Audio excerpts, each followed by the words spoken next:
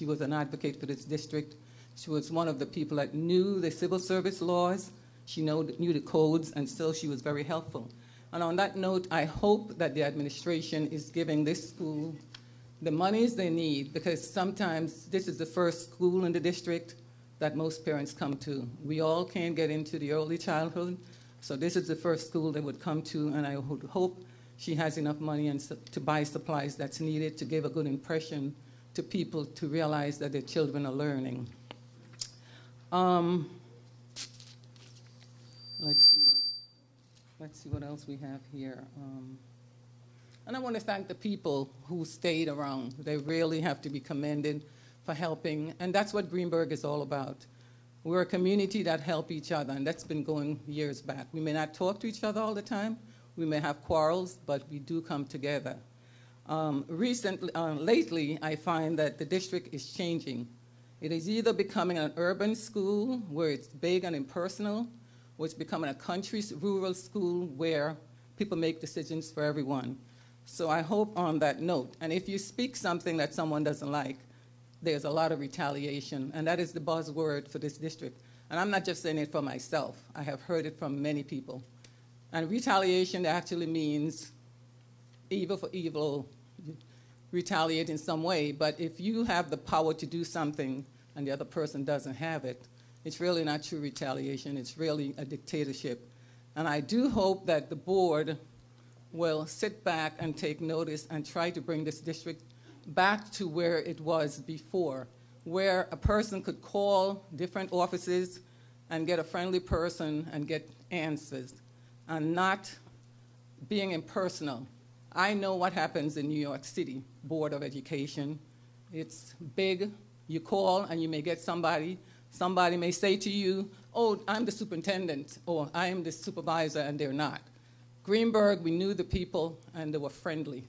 And that has changed quite a bit, and not for the better. Ms. Simone, again, I just want to thank you again, because you've been very supportive of us as mentors when we were here. Your staff also supported us, and I want to thank Lena, and I guess there are other people in your office who do it. But Nettie Jackson used to stay here and babysit children if their parents were a little bit late, and I know Lena does that now, and that's good. That's what Greenburgh is all about. Thank you. Thank you. Now we had some questions about asbestos and R.J. Bailey. Yes. Mr. Falcone. I can make a comment on that. R.J. Bailey, regulatory compliance was there the day before they did the removal of asbestos. They did air sampling the day before, all through the asbestos removal, and they also stayed there. After it's been removed, they ended up doing air sampling the day after. Who? Okay? Who does Regulatory compliance. I have all the reports that's in my office. Everything was cleared. We cannot break down or do anything unless it's cleared by law. Okay? So therefore, everything was cleared. We rushed it. The plumbers came in there a day after they broke down. The pipes are completed. We have the contractor over there. He's going to be starting tomorrow morning. I had Mr. Alvarez. He's our maintenance mechanic. He was in there all day today making sure all the flushometers were working. He worked on all 3 floors to make sure they're flushing properly before we end up closing up the walls just in case we have any problems, any pipes, extra pipes that we're going to break. Tomorrow, probably the basement will be completed 100%. Saturday, they're going to come in also tomorrow night. Actually, tonight. They're there tonight. So tomorrow they should have the basement done. Tomorrow night, they should have the 2nd floor done. Saturday, I'm hoping for the third floor to be completed. So I'm hoping for basement level, main floor, and then 3rd floor. But everything's clear. If they're working on it tonight, shouldn't they sample the air tomorrow? No, everything was already sampled. I'm talking about we're sealing up the walls and tiling. We're just talking about finished work now. So they should have, the bathroom should be completed, the basement level should be completed by tonight. And then they're going to start on the 2nd floor tomorrow. Okay? All right, as long as it's clean air. I just want to be sure. No worries. Thank you. Yes, you have a question? Hi, Mr. Falcone. So how many bathrooms right now are actively open and used by the children in the school? By the children, there's 3 active bathrooms. They could, and I told them they could have used the basement level. They just didn't have the ceiling tiles in there. That was all cleared. But you know what? Without the ceiling tiles, I don't think they want anybody to use it. But they do have 3 bathrooms. Technically, they have 3, 4, 5, 6, 7, 8 bathrooms in the building. So, and it's not to say that you can't, if a student needs to go to the bathroom and you have a faculty, a bathroom that's only a door, who's to say they can't use it? So there's plenty of bathrooms for the amount of people that are in the building. And it will all be done by Monday when they return from the Thanksgiving break? That is my hoping and plan. Don't hold me, to it. Like I said, the asbestos ended up running 3 days later than I expected. So it's, if everything runs smoothly, it could be, yes. Thank you. Any other questions? Yes. Yes. Mr. Falcone, is it fair to say that you did abatement before the work took place, right? Yeah, The asbestos abatement. before the plumbers could do any work on the pipes, they Right. needed to abate the pipes. Right. Now, what do they do after the work is completed, just to make sure? Do they do a second abatement, or it's No, not no, no. necessary? Well, not necessarily. Unless you Okay. want to open up more walls, we'll find a lot more. No, I realize Okay, whenever yeah. you disturb Yes. any, part of the building, you have to do that. Yes. But just to Nothing put was- everyone at ease that the air after the work is clean. And, yeah. may I please make this clear? Nothing was disturbed. They opened up the wall. Right. They didn't even touch the pipes yet. And they saw inside the wall. It wasn't even that they hit the insulation. Nothing was even disturbed. Okay? When they started to open up the wall and they started looking inside the cavity, and they looked to the right, saying that the riser's to the right, and saw that there was asbestos on the pipe, nothing was disturbed. That's why I had air testing, prior, during, and after. You said nothing was touched. So how are you going to repair the pipe? Are you going to run new pipes, or are you going to leave the old pipes in place? They already ran new pipes. Okay, all right. Yes. And I'm asking you these questions for the record? Yeah. No Okay. worries. All right, thank you. Anything else? Thank you. All right. Thank you. Our next speaker is Mary Spells.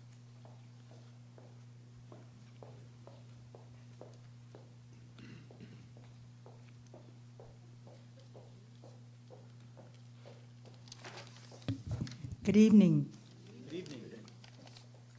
On last evening, I was privileged to come to a meeting where I was very much appreciative to the superintendent, to the board, and to her staff, administrative staff, because I recognized and we realized that everyone had anxieties. I had my anxieties because I was there also for 5 hours in front of an Acton grocery store with a granddaughter stuck with the spreaders and everything coming by and could not help me. So I felt helpless. So tonight, I see the 3 A's that I always use when I'm talking to people. And they are, and I think that you've done that, Dr. Chase, an acknowledgement, an affirmation, and appreciation. This is the night to appreciate the people who just did what they were supposed to do. And I, too, want to thank everybody, because all of us had challenges that evening. But for Dr. Chase to come back and for all of you to come back and let our parents vent, I want to congratulate them because I met new people. I met new faces, and I met parents who were concerned and had anxieties, but were willing to listen and willing to share ideas and wanted to communicate more. And you know what? We live in a free society where we have freedom of speech. And that was wonderful to see that we could come in a safe environment and talk about some things that we didn't know was coming down the pike. Who knew it was going to be ice instead of snow? And so everybody just got together, parents who bought food for the children. I'm sort of reliving some of the things that Dr. Chase has already said. But I want to say thank you to those parents who and those bus drivers and monitors and everybody who just did what they needed to do to make a difference. This is our school system, and that's what makes us special. Also want to take this tonight to say thank you to Dr. Valenti, Mr. Smith, Dr. Chase, to some of the board members who were part of this, and to the teachers union, for providing extra help for students at Woodlands Middle High School. I really want to talk to parents. This process is not mandatory from the school, but it should be mandatory by us who are parents. If something is provided for our children to come and make sure that they can raise their level of achievement, why don't we enforce it from home to give the children an opportunity to feel good about achievement? Mr. Smith assured me that there's no meetings after school for teachers. From Monday through Friday, parents, it is dedicated to our children. But we must make sure that the children get to those after-school help sessions. I've been there myself. I see that the school is open. I see that the teachers are in place. They're at their stations. But they're waiting for our children. The sports come after 3:10. The sessions for studies from 2:45 to 3:10. It is up to me and to you and you and you, and talking to everybody who's out there in radio land, to television land, to hear that we need to let our children know that they need to make an effort to get to those sessions. Now, I'm going to be watching you, boys and girls. I'm going to be watching you, because I know once we start January sessions, it may be a little too late. So what I want you to do, parents, I want you to make sure that the students get a calendar, and they write on the calendar each day that they take the time to go to English, to math, to social studies, and to any of the other courses that they need. Now, I know some students will say, well, I don't need that. I'm doing great. My granddaughter says that, but no, you need to go every day, because the teachers have strategies for you that I cannot give you and your parents cannot give you, because the concepts are not taught the same as we learned them when we were students in school. So I am appealing to parents tonight, and to the boys and girls and the young boys and girls at the schools, to take advantage of what is offered for you. Mr. Smith you, fought Mrs. for that. Spells. So thank you, and I want to say something else about the consolidation, but I do that another night. But I was very impressed with what went on there. I got a front row seat for that. But I want parents to get engaged and make sure the kids get there to these sessions. And I want to say happy Thanksgiving to everyone. Happy and Thanksgiving. have a safe and happy holiday with family and friends. Great. David. Thank you. David. Yes. Right. Dr. Valenti, correct me if I'm wrong. I believe in the middle school, high school, the after-school help is Tuesday through Thursday, with Mondays still being for PLCs and things like that, and Friday there is none. I believe there isn't.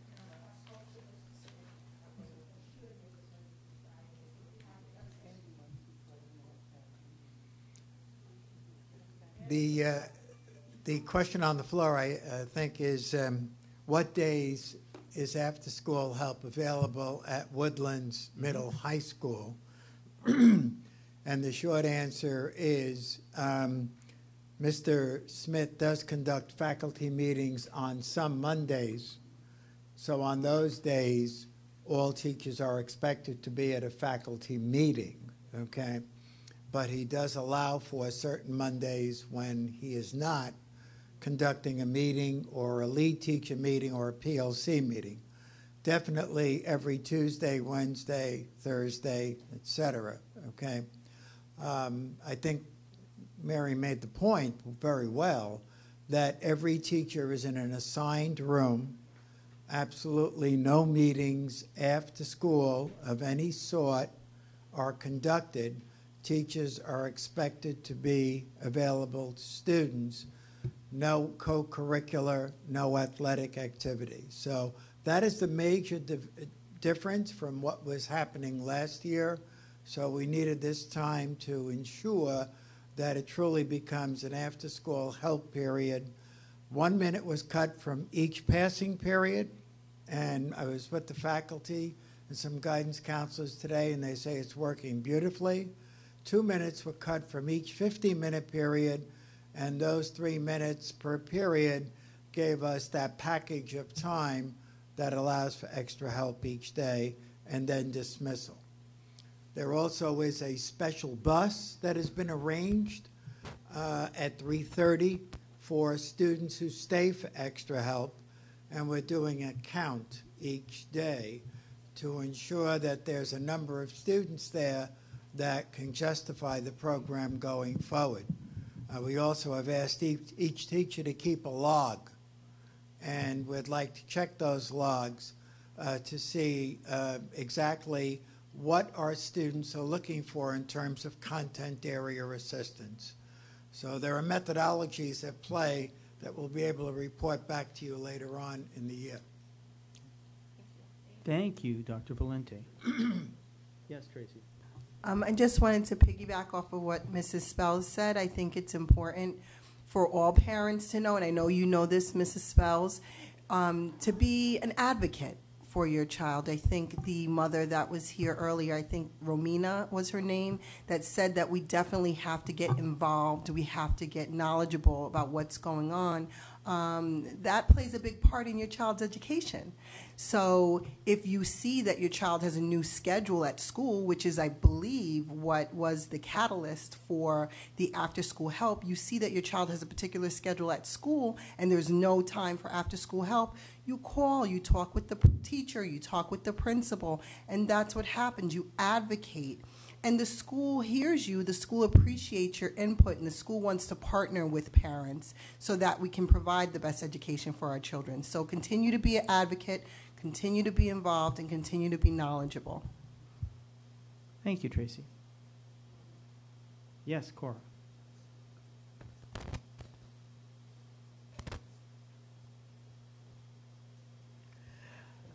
I would like to take a moment just to reflect on days like we had the other day, and the many times that we have been stuck in our schools because we loved our kids and we wanted to make sure that they were safe and secure and everyone was picked up. So there were several times we slept at the early childhood program with the cots out for those couple of children that parents did not come until like 11 or 12 o'clock at night.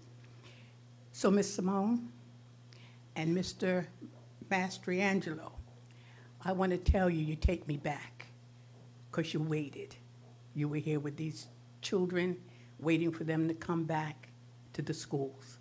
I want to thank you for that because you don't hear much about back in the day, but when somebody does something that reminds you of the goodness of back in the day, you want to let them know how great it is to have you here taking care of our children. So I want to thank you personally for that. Thank you. Anyone else? All right. And now for the main event. Tonight is and now the next item on our agenda is the presentation for Lee F. Jackson Elementary School.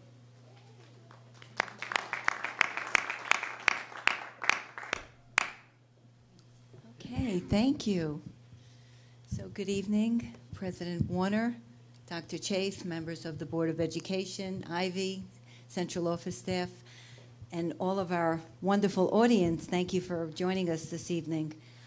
Tonight we will talk about how is the Lee F. Jackson School supporting, well, first of all, we are a world-class school district, and I know the title says it's the journey, but hearing all of the wonderful support that our community and our school district, and just thinking about the other night and the events, we are a world-class school district. So thank you, and thank you, Board of Education, for all of your support, and Dr. Chase, you're the rock. Thank you. So with that, I'm going to use my clicker. I have joining with me this evening Mr. Ed Nedwick, Ms. Tara Parker, and Ms. Christina Bertolacci.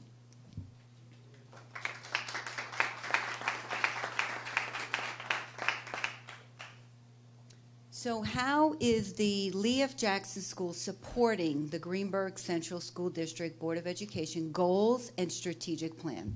So basically this evening we're going to focus on 4 bullets through our PLCs, our professional learning community, our grade level meetings, the district initiatives, and the enrichment programs. Basically tonight, even though you have several board goals, tonight we are going to be focusing on area number 3, which really aligns to the articulation of the curriculum and improving student achievement. How are we using those 4 bullets? How are we going to improve student achievement by 5% of 80% of the students for the academic year 2018-19? So with me, my teachers who are in the classrooms are rolling up their sleeves. They are going to describe what are we doing. And I'm going to turn it over to them. And thank you. Good evening. So I'm going to begin by talking about our PLC and grade level meetings. During PLC meetings, we focus on student performance and teaching strategies. Our goal has always been to meet the needs of every single student in our school. And to meet the needs of our students, we use 4 questions to guide our instruction. What do we want our students to learn? How do we know if they've learned it? What do we do when students do learn it? And what do we do when students don't learn it? So during our meetings, we share best practices and we analyze data to drive instruction. So that's really the goal of our PLC meetings. We're continually trying to improve student achievement by looking at the circle of what's being taught, is it being learned, and what adjustments need to be made to ensure that all students are learning. We also have grade level meetings, and our focus is generally to organize different school events, trips, and activities. And grade level meetings also provide an opportunity for committee leaders and special area teachers to share information and turnkey about the different meetings that they attend. There is some vertical and horizontal meeting. So PLC and grade level leaders have the opportunity to meet within their grade levels and across grade levels. So the kindergarten and first grade teachers do have a lot of time to collaborate. We share ideas and make sure that we're all on the same page. We also work together as teams to update and revise our curriculum maps, and this is done during both PLC and grade level meetings. Sorry, where's the clicker? Oh, thanks. So at Lee F. Jackson, we work to ensure that all students become proficient readers and writers. This year, we are using Fontes and Pinnell, which is something that we started using last year, and we are providing literacy instruction using a variety of texts and approaches. Throughout the school year, our teachers use assessment data to identify each individual student's strengths and needs in reading. We administer the BAS, which is the benchmark assessment system, and this helps us to determine students' instructional and independent reading levels. And this is really a tool to help us develop appropriate instruction. The Fontes and Pinnell classroom is designed to support whole group, small group, and independent learning opportunities. The kindergarten and first grade teachers use a balanced literacy approach, and here we're explicitly teaching reading and comprehension strategies. And this is done through guided reading, shared reading, and interactive reading lessons.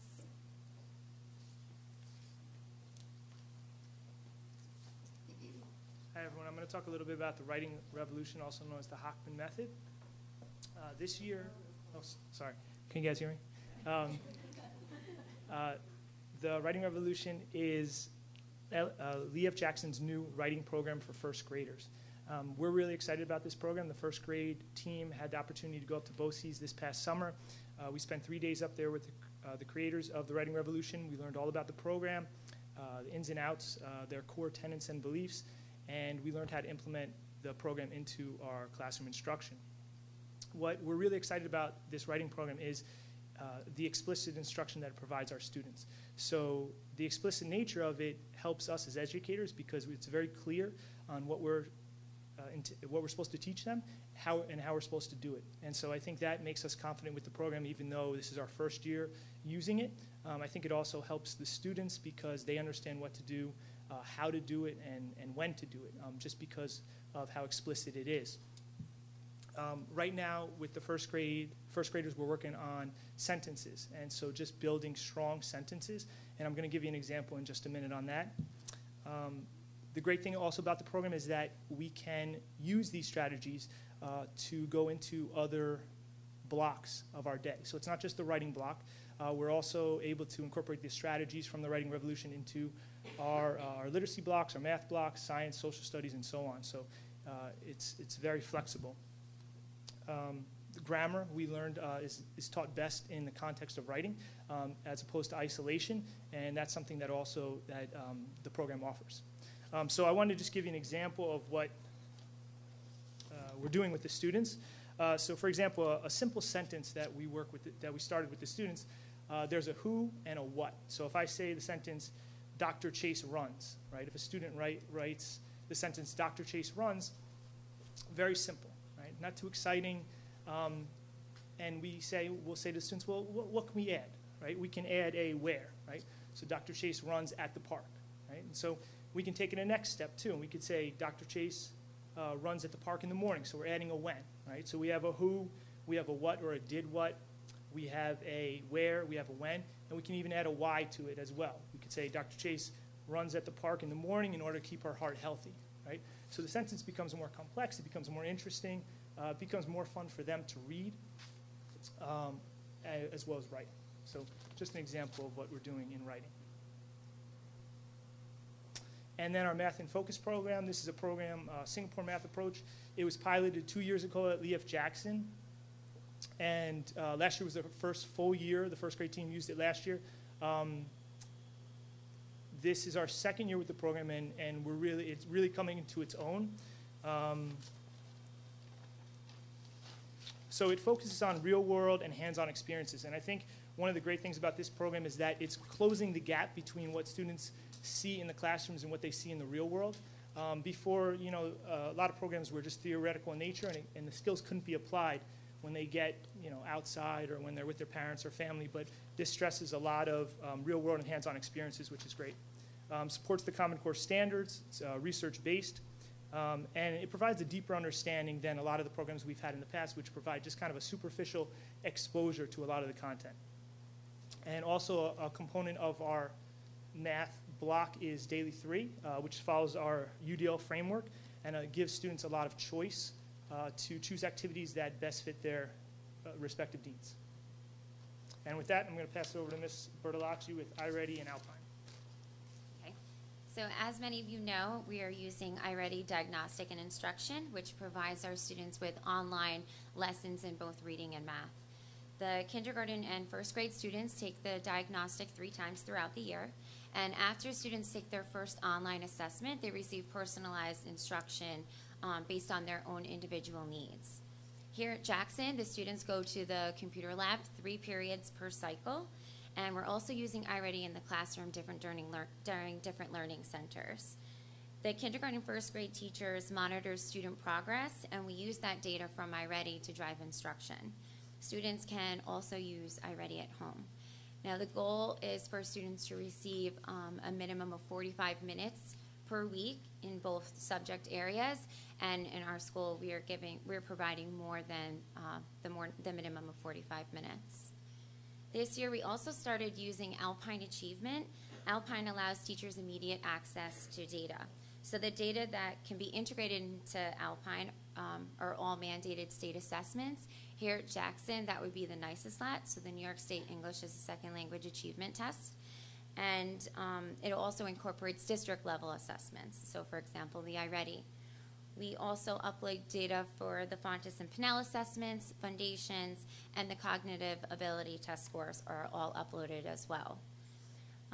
The teachers have access to summary reports, there's progress monitoring, data walls. So this is a great tool for us to come together as a team during our PLCs to explore questions, find trends, and also come up with new instructional strategies. So this has definitely been a great tool to help us during our PLC meetings. Okay, so Ms. Bertolacci and Mr. Nedwick kind of went through what we are doing here at Lee F. Jackson to help our students learn. So what do we do when they don't get it? We actually just revamped our entire RTI process, which is the response to intervention. We have an RTI team here at Lee F. Jackson. So when the teachers are noticing that the children are not getting what we're teaching, we bring the children up to RTI. So there are 3 tiers for RTI. The first one, tier 1, is what we do in the classroom for all the children. Tier 2 is what we are doing during small group, and tier 3 is more individualized. Another way that we work towards making sure that all the students are understanding what we're teaching in the classroom is through UDL. And I think we're kind of pros at that now because we've had so much training with UDL. So we really hit hard through UDL using Daily 5 and Daily 3, which we kind of touched upon already. It's a framework to structure literacy and math centers. It provides choice for the students. It builds stamina, and it teaches independence. The kids really love it. And last but not least, we have a few enrichment programs here at Lee F. Jackson. We have Mandarin, which we started last year, and the children go both in kindergarten and first grade. They go 3 times out of the cycle. They love it. Probably can't tell you everything that they can say, but they're able to count. They're able to name members of their family. They actually now are learning how to say everyone's name in the school. So they can say, I am, who are you? And they can say, I am Mr. John, or I am Mr. Woods. And they're able to use that language. So it's actually pretty interesting. Another thing is STEAM that we're continuing with here at Lee F. Jackson, preparing our students for the 21st century. And then new this year is our OUT program. So our Advanced Learner program, which we do here in first grade, it's 1 period a day. The grade 1 offers enrichment in the areas of ELA and in math. It alternates subjects each week, so 1 week will be math and 1 week will be reading. In ALP, they use junior grade books to guide conversations beyond the text. The students have the opportunity to express their creativity and showcase their higher level thinking skills. In math, it's the general education curriculum, and it's enriched with word problems, math talks, and individualized instruction.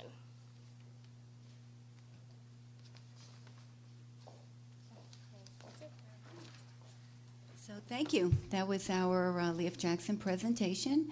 And I guess you have some questions for us? Sure, I think, yeah. Okay, thank you. RTI, how, I assume there's a cycle going in and a cycle going out, and you change levels to tier 1, tier 2, tier 3, depending on how well you're doing. How long is that cycle? Is it measured in weeks, or how often do you reevaluate? It is. So when the students come in September, everyone is tier 1. So we get to observe their learning style, their interactions, and we utilize all of the best teaching practices to all children. Once we realize that what we're using in the classroom is not working for a certain student, then we bring that child up to the RTI team. The RTI team will analyze and give feedback and provide all of the strategies, and then we implement that for about 9 weeks. Okay. Then we come back to the table to see if it's working. Some of the strategies may work, some may not, so we bring them up again, and we may go through another 8 or 9 weeks. And we really want to give, especially at this age, we want to give the children an opportunity for us to get to know them, for us to observe them utilizing the strategies and skills, and to really recognize what their needs and strengths are. Very good, thank you. Completely different question. The writing revolution. Mm-hmm. What does the writing revolution look like in math? I understand sentence construction because you're at K1, so very basic level, and I believe everything is, based upon sentences. Mm-hmm. So are you at the level of word problems, or how does it work? So the writing revolution, the Hockman method, it really begins in the 2nd grade. So in kindergarten and first grade, we're implementing the common language. But that's a great question because you could bring it into every content area. So in math, they have word problems. They have different ways of answering the question. And they do reinforce the writing revolution to have complete sentences. It's not a matter of 1 + 1 is 2. It's a matter of how did you, putting that thought into a full sentence, and we do require, even in math, writing full sentences, because that's what New York State requires on the math assessment. So we have to train them here, so when they go into the 2nd and 3rd grade and 4th grade, when it gets a little harder, they're used to doing that. And we've collaborated. I'm happy that Mr. Mastrangelo is here. We worked very closely with the 2nd grade teachers during our PLC. We had the district superintendent conference day, and it was a wonderful opportunity that this kindergarten, 1st grade, and 2nd grade were all together in a room. We collaborated. We shared different strengths that the children have, what they need, what are we observing when they're getting to 2nd grade that they may have a need. And basically, we're really working very hard. And, my colleague, my wonderful team of teachers, the wonderful teachers at Highview, it's so wonderful to see the strength and that we have the common goal of the children. That's what it boils down to. Wonderful. So I thank Mr. Mastrangelo, because we are continuing to have the teachers articulate throughout the year, and my colleague Dawn Mail as well. So it really has been a wonderful experience. So thank you for that. Thank you. I have one more question, and I'm going to turn it over because I can see other people have questions too, so Okay. we're not done yet. Could you give me an example of a STEAM activity at the kindergarten or 1st grade level? So we have different materials in each classroom. They have building blocks. They have magnetic little squares. What do they call? Magnetic tiles. And they could build a house. They could build a bridge. They could. STEAM is science, technology, engineering, art, and math. So they could have a dramatic play. That could be a STEAM activity. So there's different centers. And I have my teachers here if they want to just add to the coding. Okay. Yep. I What can else? give you one example. In my Sure. classroom, STEAM to me, like Ms. Simone mentioned, is all of those things, as well as having the children think outside the box. So what I like to do on Fridays is I'll give my children a picture. So for example, if you can kind of picture like a snowman, like an M, I drew that for them last Friday, and I said, it's not a snowman, think of something else. So some children made it into an umbrella. Some made it into a snake. Trying to get them to think outside of the box, I think, is what the real goal is for STEAM. Mm-hmm. Thank you. All right. Tracy, I believe, had a question, and I see you out there, Mary. Oh, all right.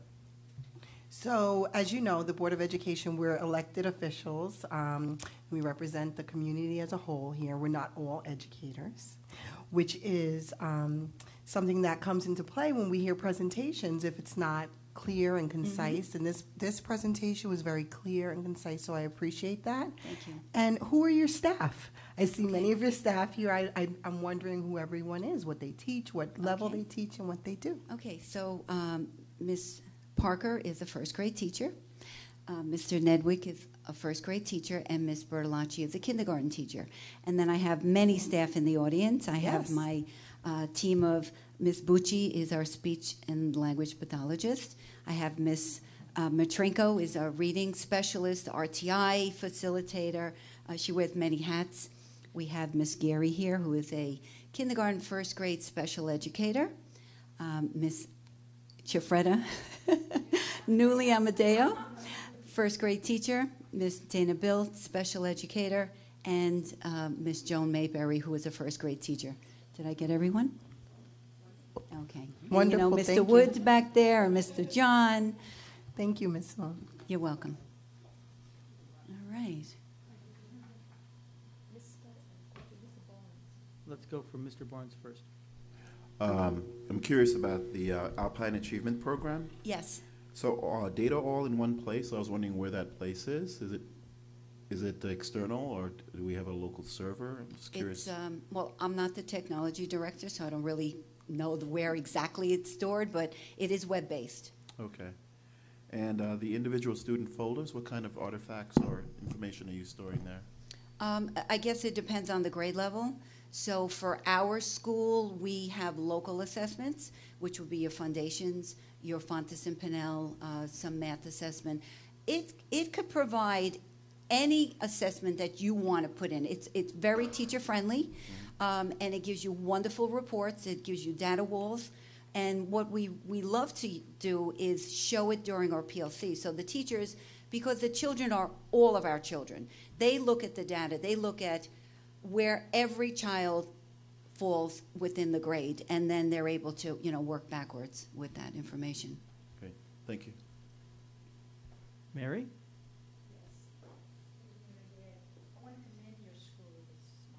Thank you. The program that you have here, and the thing that struck me, I just talked with Dr. Valenti about universal design for learning Mhm. and evident in the high school. And when I saw that you're starting it, I mean, it's all over in our district, I was very pleased because even in my communication with my teachers for my granddaughter, Mhm. for her report card, I could see right away they had zeroed in on her skill, Mhm. the lack of skill that she's, and they were finding ways to make sure that she was getting what she needed to build some self-worth and use those skills to benefit her, so she was able to recognize. So then I'm really big on show me kind of things. I like the idea that you do use data to look to see if there has been some kind of achievement or some areas that maybe need to be strengthened or Mhm. some areas to get. I like that. And when you start to use it on this level, Mhm. it becomes more engaging on the upper level. So I want to say Mhm. thank you and tell you to keep up the good work. You're welcome. And the staff. And what's great about using data, it's facts, it's not opinion. So it's black and white, it's right there. But the initiatives that we discussed, some of them start at the early childhood program, but you will see the thread. And when Mr. Mastrangelo and his team present next month, you're going to hear the same type of language and the initiatives, how they are starting at the ECP, they come into first grade, and how it's the same but different in second and third grade, and those are district initiatives. So thank you again for your support, and yes, ma'am. Go ahead. Tier 1, everyone's in Tier 1 when they come into the school, right? Correct.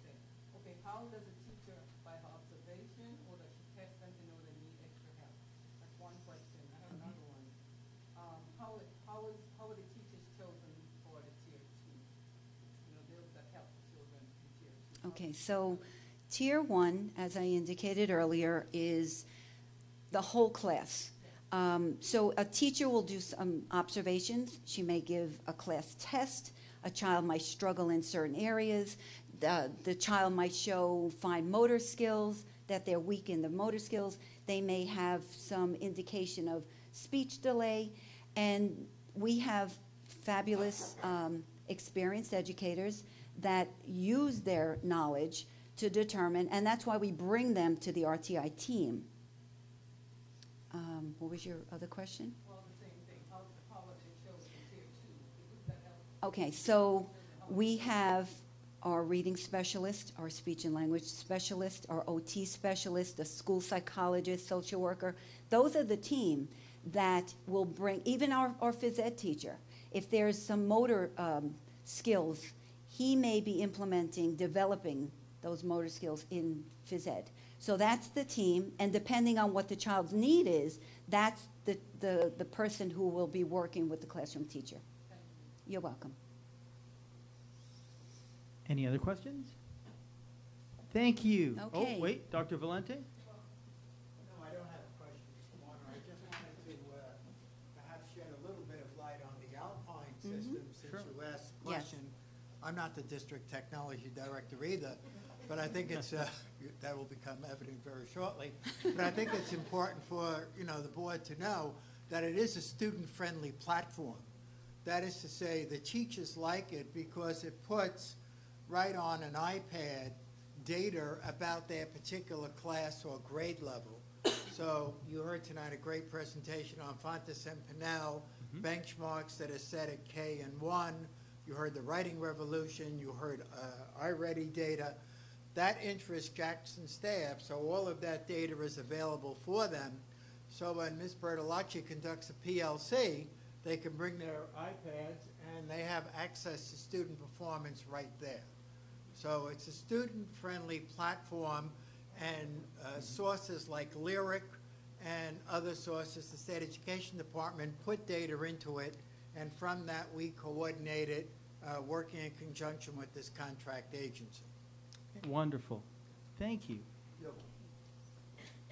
Thank you for having us. It's always a pleasure, and I want to wish you and your families a wonderful, happy, and healthy Thanksgiving. And I just want to thank my staff for joining us tonight as well. Thank you. Happy Thanksgiving to all of you, too. Now, we're going to go out of order just for a moment. Everybody on the board, take a look at personnel item E1. It's on page 4. Personnel item E1. Do I hear a motion to adopt personnel item E1? So moved. Do I hear a second? All in favor? Aye. Aye. Those opposed? Abstentions? Motion carries. Congratulations.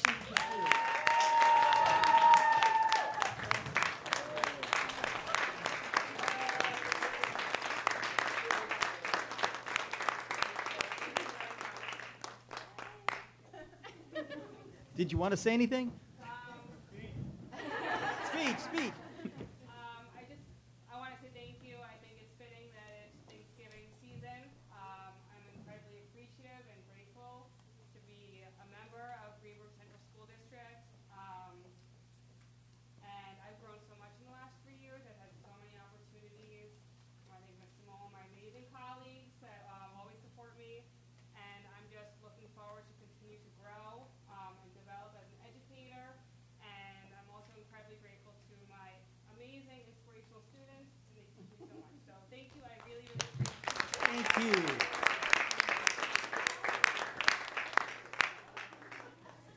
Sure. Dr. Chase? Let them take the picture.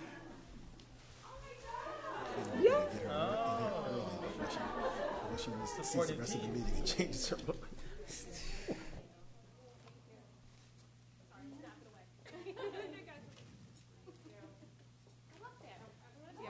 Yeah. Go.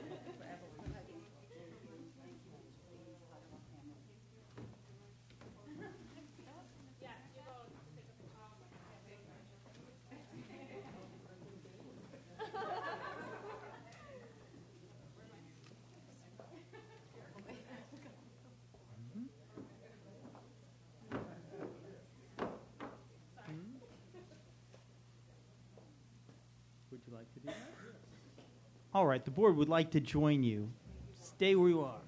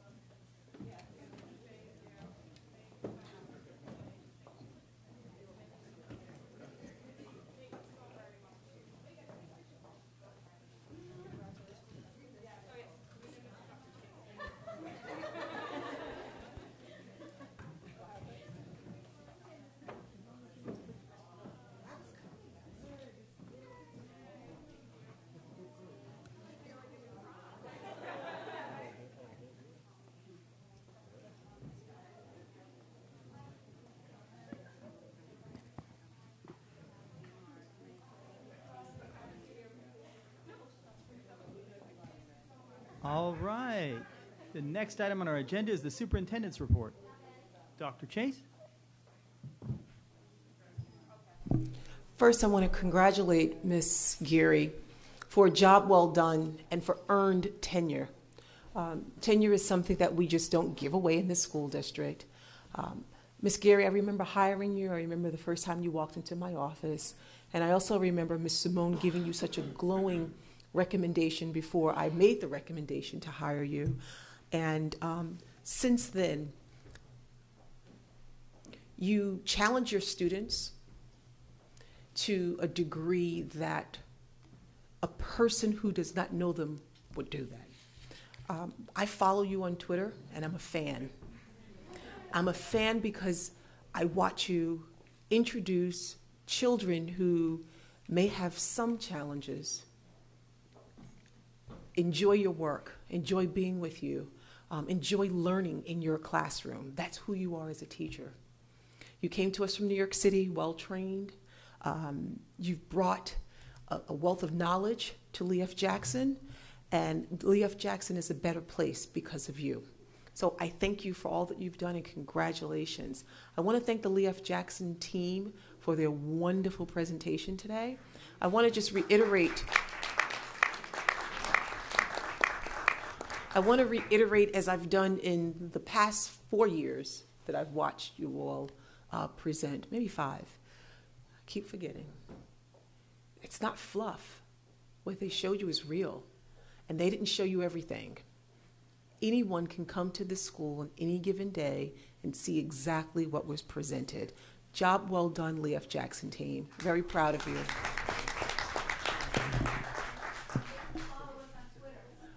Let's do that again. Let's do that plug.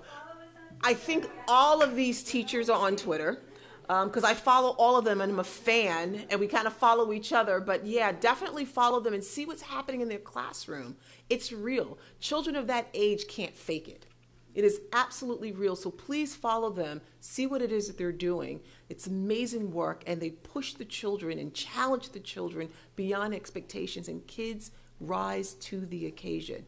When you set your expectations high, kids will rise to it. So congratulations, job well done. That's okay.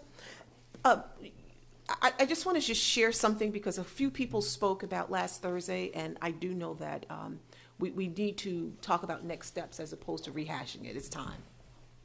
But I have to say this much. Parents, during the break, I think one lesson that we've learned from this is please teach your children their home phone number. Teach your children your first name. Teach your children their caregiver's first name, at the very least. It is very difficult when there is an emergency situation and we can't reach families because the children do not know where they live, their parents' name, their bus number. These are essential information pieces that kids really should have, and they can learn as early as 3.5, 4 years old. Teaching them a song to learn their phone number.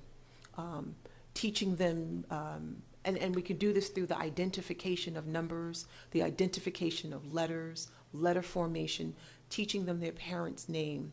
So during the Thanksgiving break and during just your weekend, your time with your children, as you're driving them to and fro, please teach them information. We don't know if we're ever going to have another snow disaster or any emergency situation where we'll need to contact families. And that is one lesson we learned from this. I also want to remind our families that tomorrow is an early dismissal for our students and for our staff. We hope that all of our families at the Greenburgh Central School District and those extended families who are watching us, because I understand that our reach goes as far as Rockland County, and there are people who are watching our board meetings all of the time for various reasons. I call it what it is. So what I discovered is that there are so many who are watching us. I'm going to remind the community again that we have an early dismissal. Our staff will be dismissed early. Please take a look at our calendar to look at dismissal times. You receive numerous phone blasts from the various principals, as well as a general phone blast from me.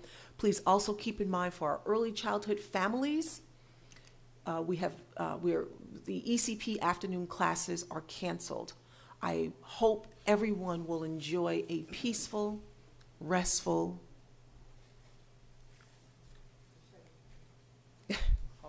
now, what I was going to say, I'm not going to say. It's safe holiday. I hope that we will use this time to reflect on the things that we have and not so much as what we don't have. We spend a lot of time talking about what we don't have, and we don't spend enough time talking about the things we do have. If you have good health, if you have people around you who love you and care for you, if you have a roof over your head and some access to food, you should be grateful. I hope that we will begin to reflect on this season of gratitude of all that we have. Families, I'd like to wish you all a happy Thanksgiving. We look forward to greeting all of our children and our families back to our schools Monday morning. Thank you. Thank you. Next on our agenda is the Assistant Superintendent for Business Report. Mary. Good evening. The general fund beginning balance for September 2018 was $14,558,535.48. The district received a total of $257,202.55 in receipts and issued $2,856,304.88 in payroll checks. And we issued $2,154,073.18 in accounts payable checks and transferred $350,000 to the capital fund. The ending balance was $9,455,359.97. The district issued 873 payroll checks and 220 accounts payable checks for the month of September. All have been audited. A question came up about R.J. Bailey in the bathrooms. We received an update from Mr. Falcone a few moments ago that the girls' basement bathroom is complete and is now reopened. Thank you. Thank you. Next item on our agenda is committee reports. Are there any committee reports? Yes, David, I have two reports here that I'd like to share with everyone. The first report is the Health and Wellness Committee. Meeting was held October the 29th at the Mansion at 3:15 to 4 p.m. Present were Mary O'Neill and M. McCoy. Assistant Committee Chair remains vacant. Assigned committee chair remained vacant. Members needed to discuss was held that we need better representation, which should include a nurse, food service, student, PTA. Mr. McCoy mentioned that he will try to find a male and a female student athletic. Future wellness program, future meetings will be held at 6 p.m. in December 12th, February 13th, April 10th, and June. That's the end of that report. Second report I have, this again was an audit committee meeting held October 29th in the Mansion. Meeting was called to order at 4:07. Present was Mr. Werner, Lloyd Newland, Mary O'Neill, Medea S. Olin, and Chris Vallon. Assigned committee chair, Lloyd Newland. Review annual audit, Scott Olin. Review annual audits. Review general fund summary on page 57, 58. Detail is shown on 59 and 64. And that's the manual, the report that the committee received in the board. Discuss three major sources of revenue, include taxes, STAR, and state aid. State aid came in short due to homeless aid. Tax tertiary expenses have increased. Central service expenses increased due to issues at the high school, including boiler and water main. Employees' benefit decreased. Retirement rate decreased. Discuss fund balance on page 56. Detail information on page 47. We have maintained our 4% unproposed fund balance as allowed by law. Reviewed extra classroom audit. Scott Olin's review annual extra classroom audit. Date for future meeting, February 4th and May 6th. All will be held at 4 p.m. End of my report. Thank you, Lloyd. Right. Are there other reports? I have two. The Fiscal Planning Committee met on October 29th, 2018 in the Mansion Boardroom from 4:30 to 5:15 p.m. Meeting started at 5:08. We assigned a committee chair, David Warner. Reviewed quarterly reports. We talked about the amount of the approved budget, how much money had been carried over, revenues earned. We discussed new salary codes to track individual department expenses so that you can look back and say, you know, if you do a cost-benefit analysis, because you can pull out the numbers that you need. This will take several months to complete. We expect large budget transfers on the agenda for approval so that we can put the money in the right categories. Dates for future meetings, January 15th at 4 p.m., that's our next meeting. Then February 4th, immediately following the audit committee, April 9th at 4 p.m., May 6th, immediately following the audit committee meeting. Meeting adjourned at 5:22 p.m. And the long one, the CEC meeting. Community Engagement Committee met on 10/22/18 at Highview. The meeting convened shortly after 7 p.m. I've been asked not to read the attendees. We introduced ourselves and adopted minutes of the previous meeting, welcomed our new board member, Jeff Barnes, and reviewed the trustee appointment process. Congratulations again, Jeff. Reviewed current committee assignments, newly adopted district committee charges, and the updated CEC web topic.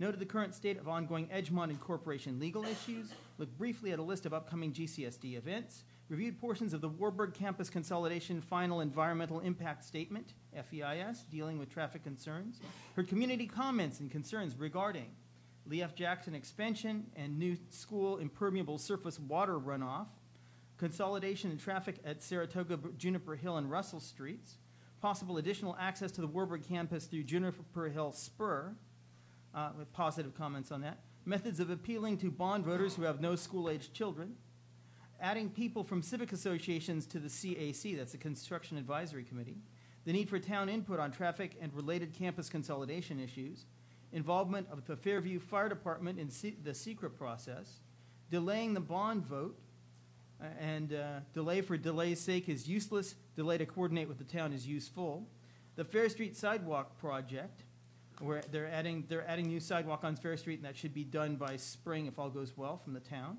Teacher availability for after-school help at Woodlands. The need to put Board of Education committee charges, meeting dates, and sign-up sheets online. The need to update coach listings on the website for all sports seasons. The superintendent's dessert CEC meeting has already occurred and was on November 14th, and it was well attended, and we all had a pretty good time and had some interesting discussion with the principals. The next meeting of the Community Engagement Committee is 7 p.m. on Monday, November 26th. Yes, it's coming up at R.J. Bailey. All are welcome. Thank you. Yes. I have a question, excuse me, for Mr. Newland on the, I believe it was the Audit Committee report. You mentioned, and maybe I misheard you, but did you mention that we had a decline in state aid, or state aid didn't come in as anticipated for something? And if I heard you correctly, could you clarify that? And if I didn't hear you correctly, No, I didn't say that, Terry. okay, I thought I heard it. I could be wrong. Right, okay. Could you repeat that part of it then? Let me find my report. You're on the That's the audit health and committee. wellness. Right, The audit committee. yeah, the homeless aid. Oh, okay, hold on a minute. Yeah, let me see, hold on a minute. I think it's right Yeah, there. yeah, okay, all right, okay. All right.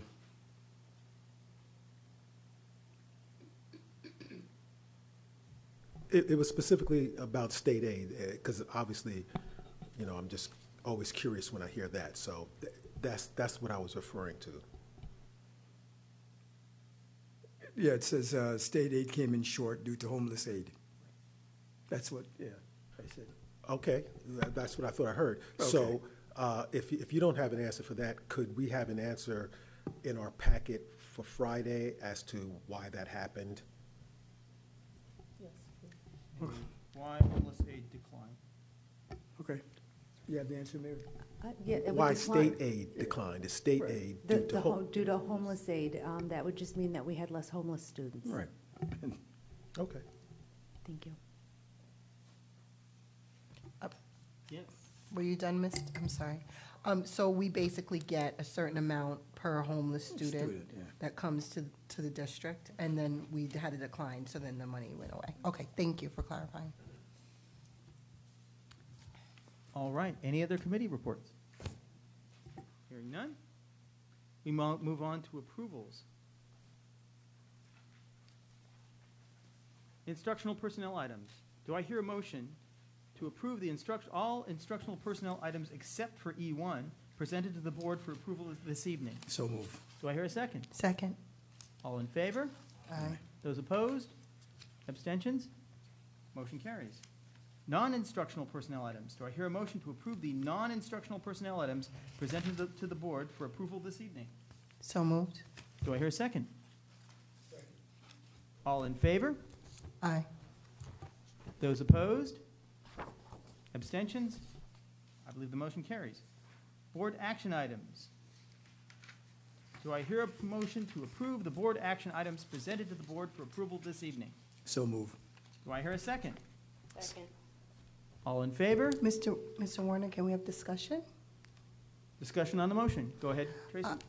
So earlier this evening, one of our trustees presented a question about board action item G4 and 5. And I searched through board docs. I could not find the contract just to read. There was some question about financial responsibility and what the district's responsibility would be to that and what the role would be and to what extent. And is it possible that we could pull this item and vote on it when we actually have a copy of the contract to review and then maybe come back to it when we have that? Is there other discussion on the motion? I would just remind you, Mr. President, it takes a vote of the board to pull an item. Do I hear a motion to table items G4 and G5?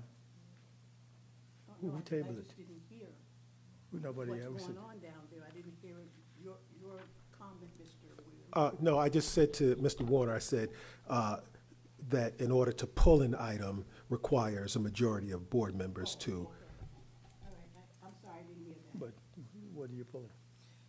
So there was a question specifically about the merging of the boys swim program and the modified football program with some other, I believe another public school district and another school, two other, and there was a question posed, and the answers, I understand, are supposed to be in the contract that we are in agreement with the other schools and the other districts in order to have these combined these merged programs. But I could not find the contract. If anyone else can find the contract and has the details of the agreement so that I can vote on it with knowledge, please, I would review it right now and vote. But if not, I'm just asking that we pull it until we, 7, can actually read the contract and know what our responsibility is as a district. So you're making the motion to table items G4 and G5. Yes. Is there a second? I second that. Okay. Any Yes, further discussion on the motion? Yes. So we had a motion already on the, and this is for Ivy more than anything. We had a motion already on the table. Do we have to take that motion off the table first? Yes. Ivy, do we have to take that motion off the table first? Well, you would vote on pulling the G4 and G5 first, and then you would vote on the remaining items. So you already have that first and second. Thank you. Further discussion on the motion? Didn't you already ask for us to already vote on this? You asked for? No, it's been moved and seconded. No one has voted on either item. All right. That's why you can do the subsidiary motion. That's why you can do the So maybe you can rescind the motion. It's not necessary.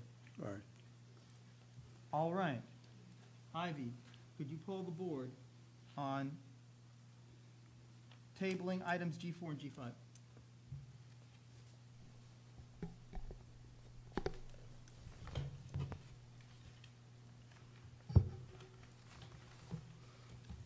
Discussion. Okay. I do have a question before we Yes. go forward. Is it currently swim season? Yes. So if we table this, will this limit our students' participation in swimming this year? It could delay. If you're going to table it, is it that you're tabling it to bring this back for the December 6th meeting or the November 27th meeting? Because I don't want to hold up students. I'm fine with November 27th. Just one item, right? And my second question is this. While I understand, people have questions, modified football won't be played again until 2020, am I correct? Right. So we could approve this and then rescind it or do whatever number of other things to it. But swimming starts now and football starts later. I just want to be clear of that. Yes. Okay, thank you. Before Yes, we Lloyd. vote on this, I'm sorry. Yeah, no, well, if you can get us that contract tomorrow, I don't see any reason why we should delay it any further. I think it's only but right that, everyone understand what you're voting on. I have no problems with providing the board what they asked for, as we already discussed. Right. I just need some direction as to what you would like for me to do. And I'm waiting for the consensus from the board. I know, we're still discussing, right? We're still in discussion mode? It's you and it's Jeff. Go ahead. Okay. I just want to know how many of our students, how many of their students are going to be on the team, that's all. With the rest of the stuff I asked for earlier. But I'd like to know just how many kids are going to be from Elmsford, from Ardsley, from Greenburgh. And Jeff? So my question about the swim program, I understand that the modified football, we don't have to make that decision right now, and we could pull it. But for the swim team, apparently we have this deadline because it's going to get started. The other thing that I noticed about the swim program was that it's supposed to be administered, I think, by Ardsley. Ardsley Union School District would administer the said program. Does that mean they're paying for everything, or? That's the question I was asking you. That's what Okay. that's what you. All right. Just for the record, that's what the board asked me for previously. And once you tell me exactly what you would like, I will provide that to you. And then you can make an informed decision. But again, I'm just waiting for the board to come to consensus whether or not this is going to go through, or do you want to pull it? Mr. President, Mr. Yes. Chair, I have no problem with the swim team going through now. That I have no problem with. I just want to know and make sure that this district is not going to be left holding the bag for cost-wise for other districts. That's my concern, because it happened before, and I don't want to see it happen again. So my concern is how many kids from each district. I want to know the administrative costs. I want to know who's going to pay for the uniforms and stuff like that. So if it's going to be a joint effort, or if one is going, or what the name of the swim team is going to be, and if that particular school district is going to take on the responsibility.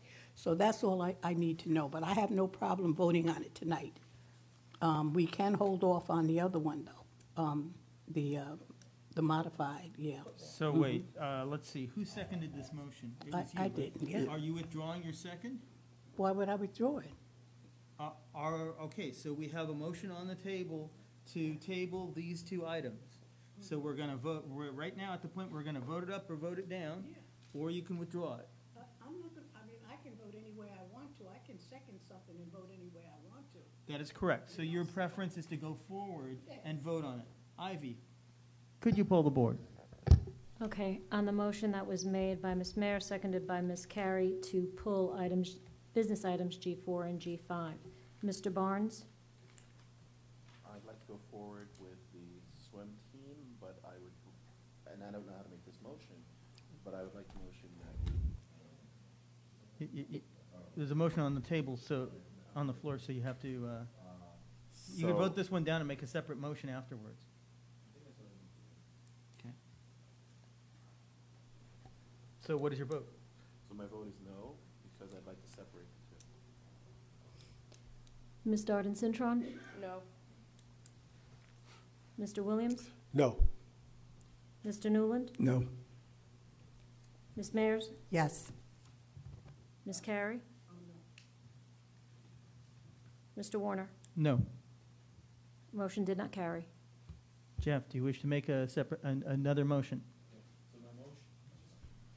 So my motion is that we delay the approval of the modified football program until we have more information, and we go ahead with the swim program with the understanding that the superintendent will get back to us with the financial information as well as the structure of the modified team.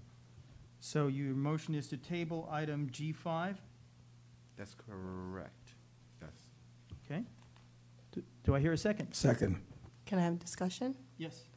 So with this motion, we would be voting to put a program through before we have the contract and information?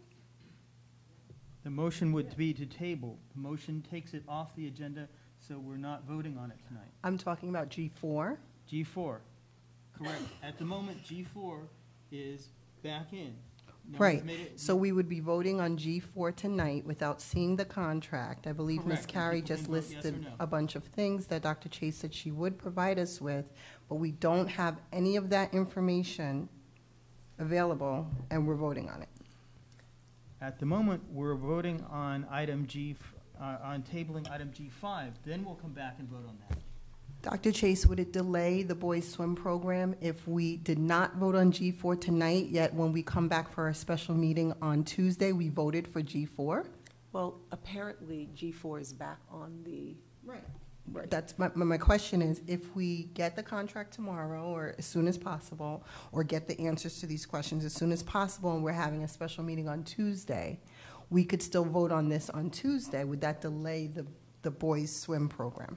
It could, well, obviously not, simply because Tuesday would be our second day back from the break, and there's nothing that's going to take place during the break.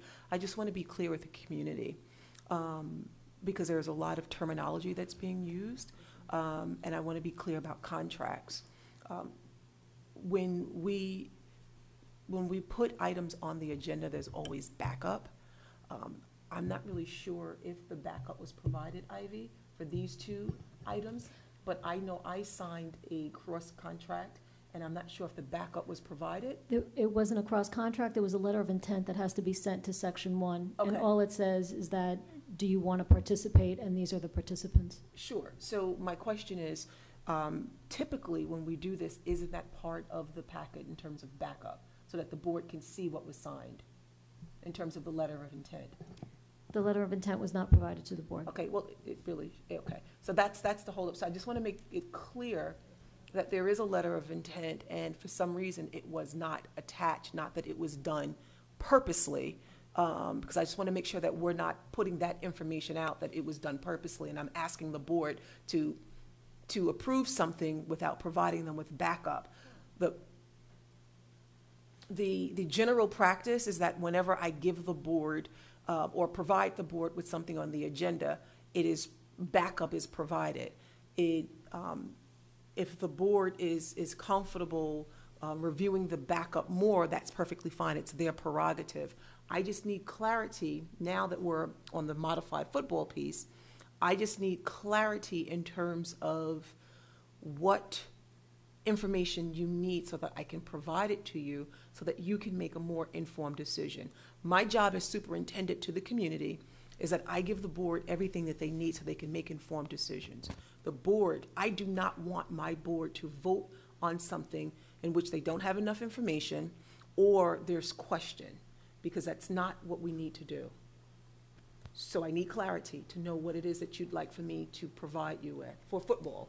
Cora. Since I was the person who brought all this to your attention, my main concern is that the same thing that I asked for both programs. I want the name of the team. I want to know, is there a cost? I would like to know how many students come from each school district. I'd like to know the administrative costs. I'd like to know if the, who's going to be the responsible person of the school district, I should say, for the teams. I have no problem voting for the boys swim team program, Ivy, if you say there's no contract being signed yet. It's just a letter of content. It's a letter of intent that goes to Section 1, and then I guess they have to approve the merger. Okay, now. And there's the letter of intent doesn't include costs, or those questions that you had does not include that information. It's just one letter that says, who are you merging with, the reason why, and then sign off by various personnel. Okay, thank you, Ivy. And who would that personnel be, Dr. Chase, that would be doing all of that? I actually sign off on it, and so does the AD. The AD is our athletic director. But I am a lot more comfortable with providing you with everything that you need so that you can make a more informed decision. Because if the letter of intent does not give the board enough information, you've given me a list of things that you'd like to know before you can make an informed decision so that you're comfortable with your decision. I'm happy to do so, but I just need clarity as to the direction you want me to go. So you're saying that you would rather us not have, not vote on either one of these until you provide us with the information? I want you to vote your conscience. So whatever direction you give me tonight, if you want to move forward, because this is something that we typically have done, if you want to move forward, that's perfectly fine. If in fact you want more information, that is the prerogative of the board. The only thing I ask of the board is to let me know what information you require so that you're more comfortable in your decision making. Jeff? Okay, and I just want clarity. So my understanding is now that if we delay the decision until next Tuesday's meeting, that we will not delay the swim program. We don't have school starting tomorrow afternoon. We come back Monday. If you make a decision on Tuesday, I do not see the harm in doing so. I think that you are doing a service to the community by doing your due diligence and demonstrating that you would like more information to inform your decision making. I am happy to provide you with whatever you need to do so. Thank you. The motion on the floor is whether we want to table item G5. We can come back to item G4 if we want to. Is there any further discussion before we poll the board? Ivy, please poll the board on tabling item G5. Okay, the motion was made by Mr. Barnes, seconded by Mr. Noonan. Ms. Carey? This is to table item G5, the football program. Ms. Mayers? Yes. Mr. Newland? Yes. Mr. Williams? Yes. Ms. Darden-Cintron? Yes. Mr. Barnes? Mr. Warner? Yes. Motion's carried. Do I hear a motion to table item G4? So moved. Do I hear a second? Second. Any discussion on this motion? Ivy, poll the board. On the motion to table board action item G4. Mr. Barnes? Yes. Ms. Darden-Cintron? Yes. Mr. Williams? No. Mr. Newland? Yes.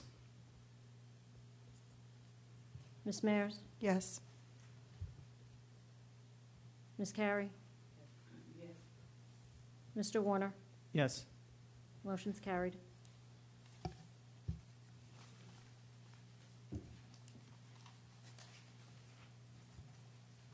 Items G4 and G5 have been tabled. Do I hear a motion? Excuse me, Mr. Warner? You Yes. still have the original motion that's on the table, which was for all the board action items. It was made by Mr. Newland, seconded by Ms. Darden-Cintron. So you can amend it just to, to include the clause with the exception of items G4 and G5, which were tabled. Do I hear a second? Second. All in favor? Aye. Those opposed? Abstentions? Motion carries. Finance.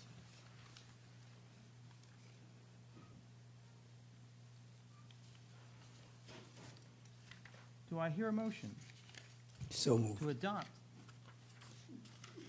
the finance items slated for adoption this evening?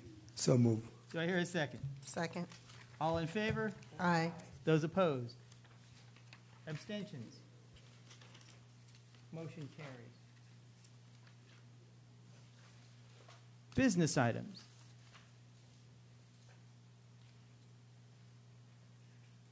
Do I hear a motion to approve the business items presented to the board for approval this evening? So moved. Do I hear a second? Second. All in favor? Those opposed? Abstentions? Motion carries. Student services items. Do I hear a motion to approve the student services items So moved. presented to the board for approval this evening? Do I hear a second? Second. All in favor? Aye. Those opposed? Abstentions? Motion carries.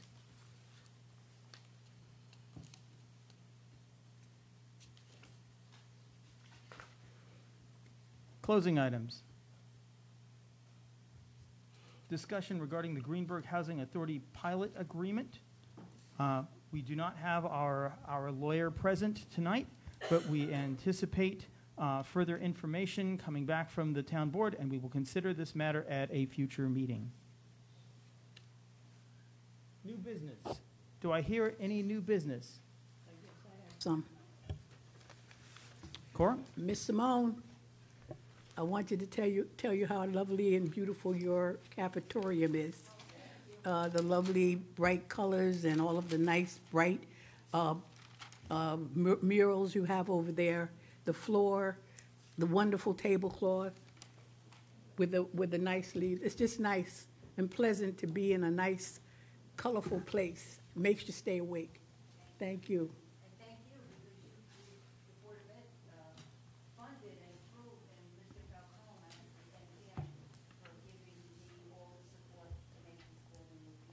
Well, Right. yep, that's lovely too. Mm-hmm. Well, thank you. Wonderful, wonderful. Any other new business? Hearing none, do I hear a motion to adjourn? So move. Do I hear a second? All in favor? Aye. Opposed? We are adjourned. Happy Thanksgiving, everyone. Yes, praise the Lord.